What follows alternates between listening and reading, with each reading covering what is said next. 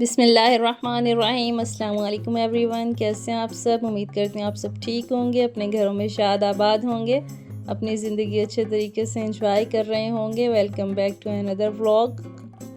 हाँ जी, तो व्यूअर्स, आपने मेरा पिछला व्लॉग देखा जिसमें मैं बाज़ार गई, मैंने शॉपिंग की, बच्चों के लिए चीज़ें ली, लेसेस वगैरह ली, आप लोगों को दिखाया अपना सूट भी, और उसके साथ जो लेसेस मैच की वो भी आप लोगों की मर्ज़ी से चेंज करवाई मैंने।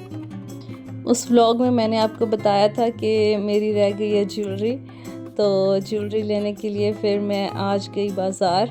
वैसे मुझे ज्वेलरी लेने के लिए नहीं जाना था, मुझे डेंटिस्ट के पास जाना था क्योंकि मेरे दांत में बहुत ज़्यादा तकलीफ़ हो रही थी, तो वो चेक करवाने जाना था। तो मैंने सोचा कि पहले ज्वेलरी ले ली जाए, उसके बाद जाकर फिर डॉक्टर को चेक करवाया जाए।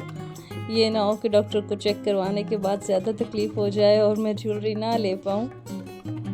हाँ जी, तो व्लॉग को प्रॉपर स्टार्ट करने से पहले मैं आप लोगों से पूछना चाहती हूँ कि आप लोगों के रोज़े कैसे गुजर रहे हैं, इबादत कैसी हो रही हैं, ईद की तैयारी कहाँ तक पहुँची, हो गई कंप्लीट या कुछ रह गया, ज़रूर बताइएगा। वैसे आप लोगों को पता है कि अब रमज़ान का आखिरी अशरा शुरू हो चुका है। सच में पता ही नहीं चला कि रमज़ान का महीना इतनी जल्दी गुजर गया। अब जो आखिरी 10 दिन हैं ये बहुत ही बरकत और रहमत वाले दिन होते हैं।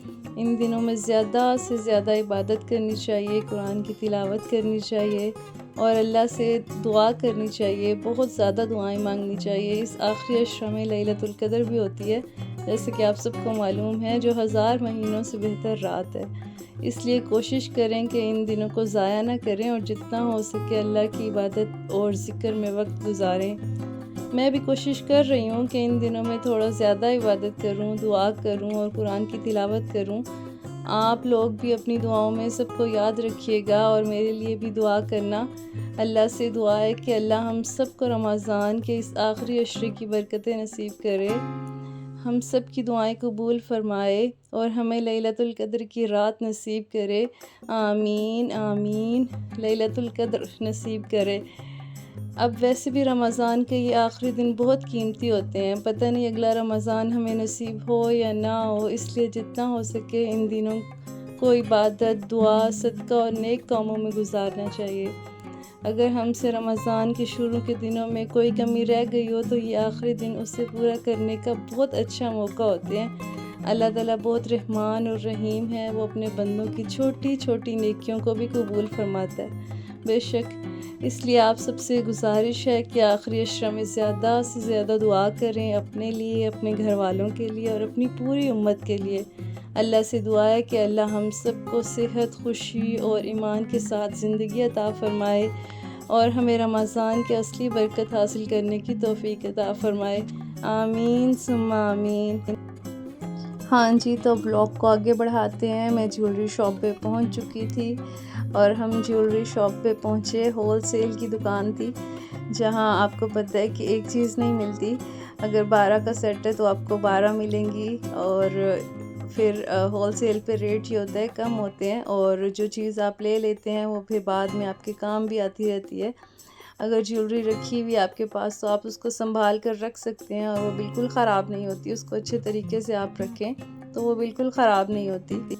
यहाँ मैंने अपने लिए और अपनी बच्चियों के लिए कुछ चीज़ें सिलेक्ट की, सूट के साथ भी और वैसे भी ज्वेलरी वगैरह ली उनके लिए भी और अपने लिए भी, माला सेट वगैरह भी लिए और रिंग्स भी ली। वो सब मैं आपको दिखाऊंगी, घर पहुंचकर दिखाऊंगी। यहाँ मैं आपको नहीं दिखा सकी क्योंकि बाहर शूट करना मुझे बहुत ही मुश्किल लगता है, लेकिन मैं फिर भी आप लोगों के लिए शूट करती हूँ बाहर। अच्छा जी, हम जिस शॉप पे आए थे वो बहुत ही बड़ी शॉप थी ज्वेलरी की, होलसेल की। नीचे उनकी अलग से शॉप थी और फिर सीढ़ियाँ चढ़ के ऊपर उनकी ये शॉप थी जो मैं आपको दिखा रही हूँ, जहाँ से मैंने शॉपिंग की।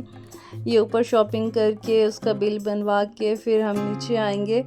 नीचे आके फिर मुझे कुछ चीज़ें पसंद आएंगी, फिर उनका भी रेट वगैरह करवाना है।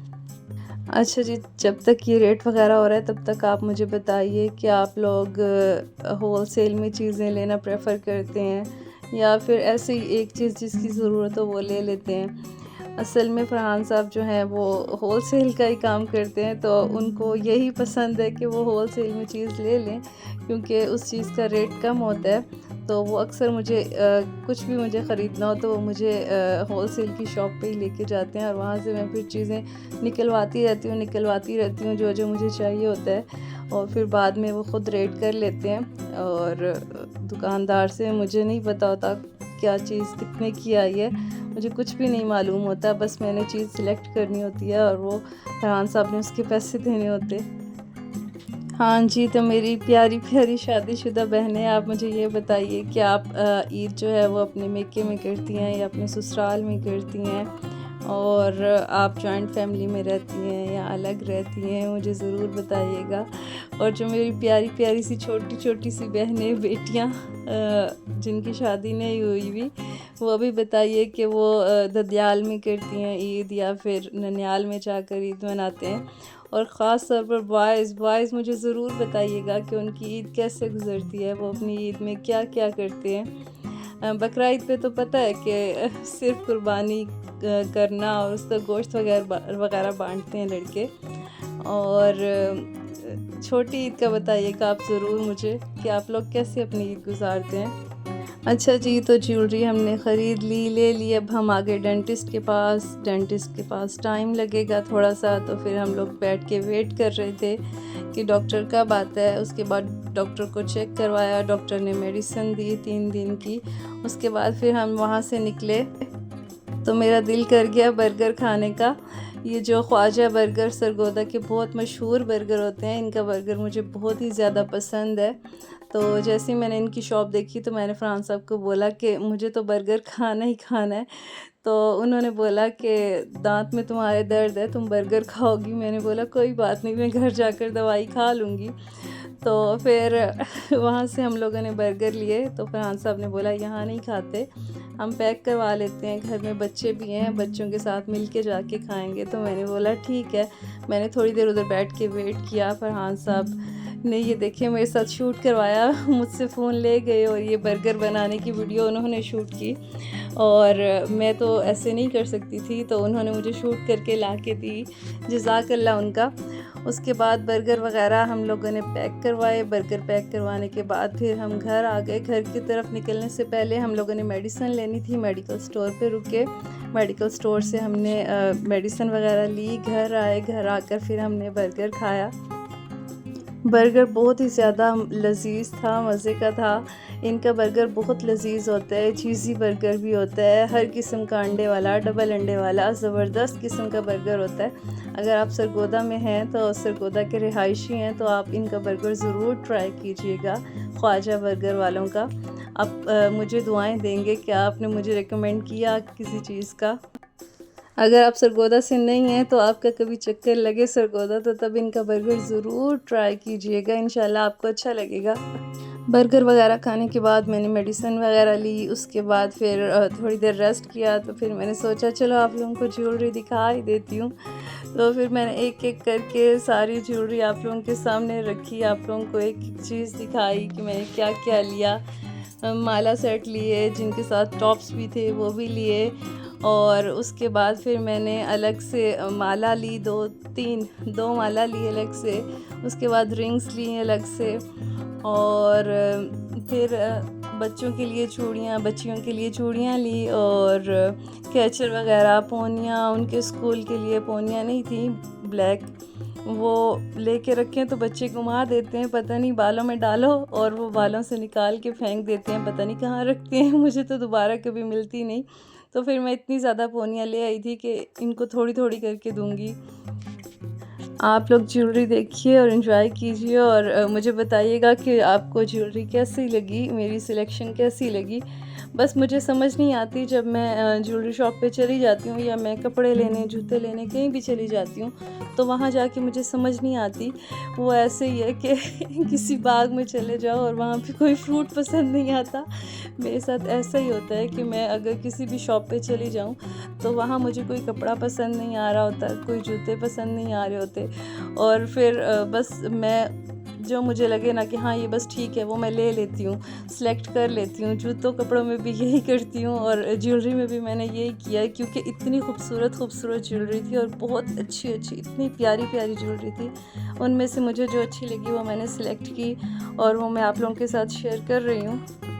और हाँ, मैंने झुमकेज़ भी लिए, ये देखें मैं आपको दिखा रही हूँ झुमके। और बच्चियों के लिए अंगूठियाँ भी ली, आयशा के लिए ली अलग से। और वो छोटे छोटे पैकेट बनाए हुए थे, उसमें शायद 12 अंगूठियाँ थी। और आयज़ा आयमा के लिए भी छोटे छोटे पैकेट बने हुए थे, उसमें भी रिंग्स थी, उनके लिए रिंग्स ली। और ईद के लिए हेयर बैंड लिए उनके लिए, ये पिंक कलर वाले। और साथ में जो दूसरे हेयर बैंड थे घर में यूज़ के लिए, वो भी उनके लिए लिए अलग से, ताकि उनको बार बार ला के देने ना पड़े। और मैंने अपने लिए ब्रेसलेट भी लिया, चूड़ियाँ भी ली, और यानी मैंने हर चीज़ अपनी कंप्लीट कर ली। अब मेरा सूट रह गया सिलाई होने वाला, वो अभी तक सिलाई नहीं हुआ। मैंने अपनी सिस्टर को दिया, जैसे कि मैंने आपको पहले बताया था। बस आप लोग दुआ कीजिएगा कि ईद तक मेरा सूट सिलाई हो जाए। और हाँ, एक बात मैं और आप लोगों से करना चाहती हूँ कि आप लोगों का बहुत बहुत शुक्रिया जो लोग मुझे सपोर्ट करते हैं, मेरे व्लॉग्स देखते हैं और मेरी शॉर्ट्स देखते हैं, कमेंट्स करते हैं, इतनी मोहब्बत प्यार देते हैं, उन सब का बहुत बहुत शुक्रिया। आगे भी इसी तरह सपोर्ट करते रहिएगा, लाइक करते रहिएगा वीडियोस को, और शेयर भी करते रहिएगा, और दूसरों से सब्सक्राइब भी करवाते रहिएगा।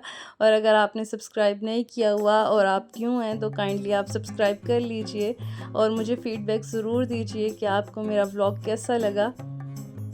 मेरे साथ हमेशा ऐसा होता है कि मैं व्लॉग की वॉइस ओवर करने के लिए बैठती हूँ और मुझे समझ नहीं आती कि मैं क्या बोलूँ क्या ना बोलूँ। लेकिन जैसे ही मैं वॉइस ओवर करने लगती हूँ तो फिर मैं बस आप लोगों से बातें करना शुरू कर देती हूँ, और बातें करते करते मुझे समझ ही नहीं आती कि मैं आपसे क्या क्या बातें कर गई हूँ। तो ऐसे ही बस कोई प्लानिंग नहीं होती कि प्लानिंग के तहत मैं वॉइस ओवर कर रही हूँ, बिल्कुल नहीं। जो मेरे मन में बात आती है वो मैं आप लोगों से कर लेती हूँ। अगर आपको मेरी कोई बात बुरी लगे या आपको कोई मेरी बात ऐसी लगे कि वो मुझे नहीं करनी चाहिए थी, तो वो काइंडली मुझे बता दीजिएगा। मैं नेक्स्ट टाइम ख्याल रखूँगी उस बात का। और अगर किसी की मेरी वजह से दिल आज़ारी हुई है तो उससे भी मैं माज़रत करती हूँ कि मैं कोशिश करूँगी कि नेक्स्ट टाइम आपकी दिल आज़ारी ना हो मेरी वजह से।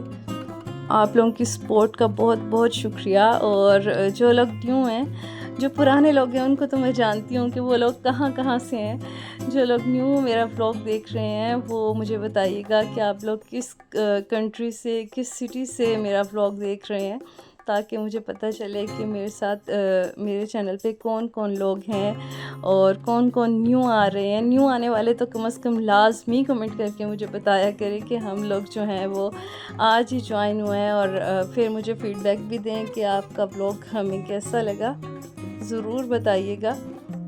अब इंशाल्लाह ईद का व्लॉग बनाऊंगी और फिर उस पे बात करेंगे। कोशिश करूंगी कि एक व्लॉग पहले भी बना लूँ ईद से। और बस आप लोग मुझे सपोर्ट कीजिएगा और दुआ कीजिएगा कि अल्लाह ताला मुझे हिम्मत दे और ताकत दे। बच्चों के स्कूल ओपन हुए थे अभी, फिर साथ में हालात ठीक नहीं है तो उनकी वजह से बच्चों को छुट्टियां हो गई दोबारा। अब वो बच्चे ऑनलाइन स्टडी कर रहे हैं, वो उसमें भी टाइम लगता है, बच्चों को पढ़ाना होता है, क्योंकि अभी अभी न्यू क्लासेस स्टार्ट हुई हैं बच्चों की। और बस आप लोगों से दुआ है कि आप लोग मेरे लिए दुआ करते रहिएगा, मेरे बच्चों के लिए दुआ कीजिएगा, मेरे हस्बैंड के लिए दुआ कीजिएगा, उम्मत मुस्लिमा के लिए दुआ कीजिएगा, और सब की अल्लाह ताला जायज़ दिली मुरादें पूरी करे। अल्लाह ताला सबको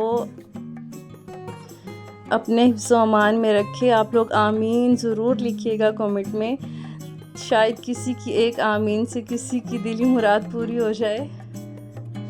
अब जाने का वक्त हुआ चाहता है। अपना बहुत सारा ख्याल रखिएगा, अपने आसपास वालों का ख्याल रखिएगा, अपने माँ बाप की कदर कीजिए। अल्लाह ताला ने माँ बाप की आपको नेमत दी है, उनकी कदर कीजिए और अपने बच्चों को ढेर सारा प्यार दीजिए, उनकी तरबियत कीजिए अच्छे से, क्योंकि वही आपका मुस्तकबिल है। मिलते हैं एक और व्लॉग में इंशाल्लाह। और बस यही, थैंक्स फॉर वॉचिंग। इंशाल्लाह मिलते हैं फिर। अपना बहुत सारा ख्याल रखिएगा। अल्लाह हाफिज़।